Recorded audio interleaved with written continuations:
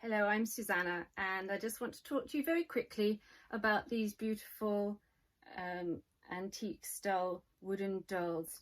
If you're interested in starting to collect them or get curious about them, what do you look out for? Well, these dolls are known as wooden Dutch dolls, and that's because back in the late 1800s, early 1900s, they came from what was then the South Tyrol region of Austria, and they were shipped out of Dutch shipping ports to the rest of Europe, so they got the nickname Dutch dolls. Some people think it might also be a contraction of the word Deutsch, which is German, but it's probably because of the Dutch shipping ports. Another way to search for these dolls is peg wooden doll, and that's because they are literally jointed using pegs. Penny wooden doll is another terminology, and that's simply because they were at the time very cheap mass-produced dolls. One more way to search for these dolls is Grüdnertal. Now, Grüdnertal was the region in southern Austria, the Tyrol, where many of them were produced by woodworkers and peasant families in the late 1800s.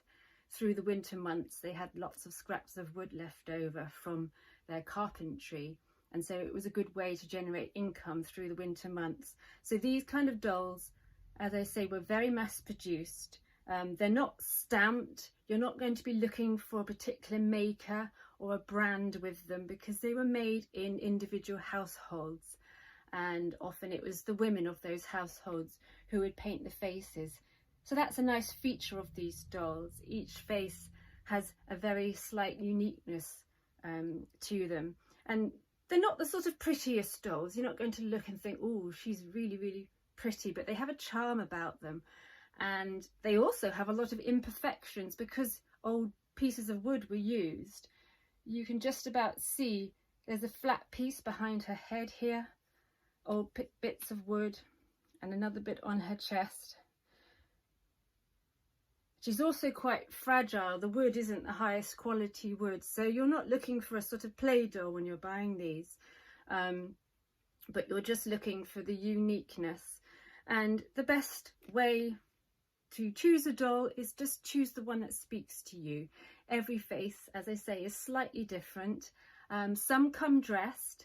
When they were originally purchased in a shop, they didn't have any clothes, so the idea was you took it home and you made your own costumes. So if you find a doll which has a nice little outfit and she speaks to you, then that's the one you should get.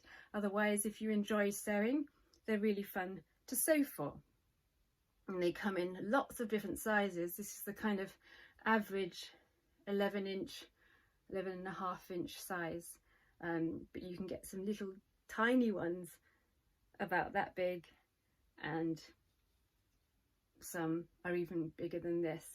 So I have a more modern version here, and this one was made around about the 1970s, so she's very much a reproduction, but at least with her I can bend her limbs. So if you're after a doll which you can pose and you want her to be a bit more durable, then look out for a more modern reproduction here. So you see she doesn't have as many imperfections, and she's quite well made. It really just depends what you want. So just remember, Grüdnertal, it was the region where they were made, and that actually is now part of North Italy. It's called Val Gardenia. And even today, there are people in that area who are still making modern versions of these dolls. But if you're after an original antique style, you want to search Grüdnertal or peg wooden doll or wooden Dutch doll, and you'll be guaranteed that you'll have lots to choose from. So also look out for some storybooks, the famous Florence Upton and her illustrations, and also Kathleen Ainsley is a lovely book, and her Susan series of beautiful illustrations really shows these dolls off beautifully. A favourite of mine, which I have here, is Pearl and Plain. Now, if you like Millie Molly Mandy, Joyce Lancaster Breesley is a name you will be familiar with. So she did some lovely illustrations. I'll just show you quickly. Here we are. This is the adventure of some mischievous Dutch dolls. So if you really want to get into sort of Dutch dolls and find out a bit more about them, I do recommend this book.